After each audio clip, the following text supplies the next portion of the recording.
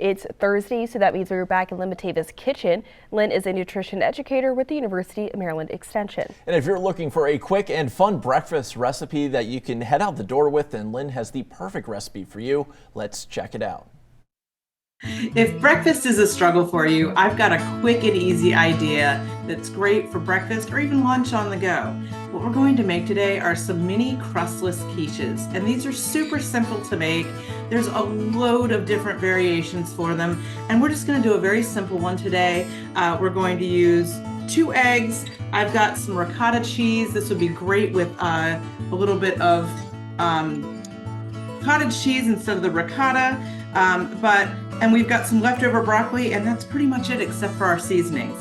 And we're going to make them in these little muffin tins that are, they aren't tins at all, they're actually silicone kind of standalone molds. And these are great because they're non-stick, they peel right off whatever you cook in them or freeze in them. We're gonna take 2 eggs, and so this recipe will make 6 little mini quiches. If you wanted to double that, you would use 4 eggs. So we're gonna use 2 here. And you may notice I'm just cracking the egg, onto the, flat onto the board instead of on the side of my bowl. And I'm doing this because I'm less likely to get little bits of shell in there when I do that, because it doesn't crack into the egg on itself. 2 eggs, I'm going to add a half a cup of ricotta or cottage cheese. My secret quiche ingredient, I always add a little bit of nutmeg, so I'm just putting a little teeny bit of that, no more than a pinch. Whisking that together, and then we are going to assemble these on a pan that can go directly into the oven. And I've got some leftover broccoli that I chopped up this morning, and I'm going to fill each one of these cups so they're about just under a half full of this broccoli. You could use just about any leftover veggie you had. It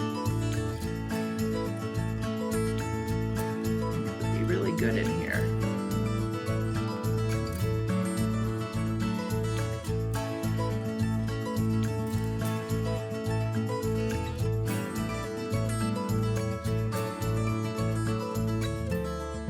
I'm going to divide this mixture among these 6 cups. Kind of doing it a spoonful at a time so they're relatively even.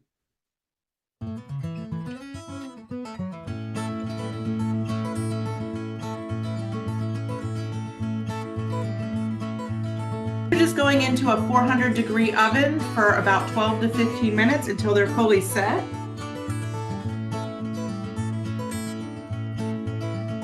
Got some here that I made just a while ago. They're still warm. And you can see these silicone cups without, I could have put a little bit of olive oil or something in there, but I didn't even need to. They peel right out. I really encourage you to try this one. They're really tasty, they are nutritious, and it's a great way to start the day. I hope you enjoy.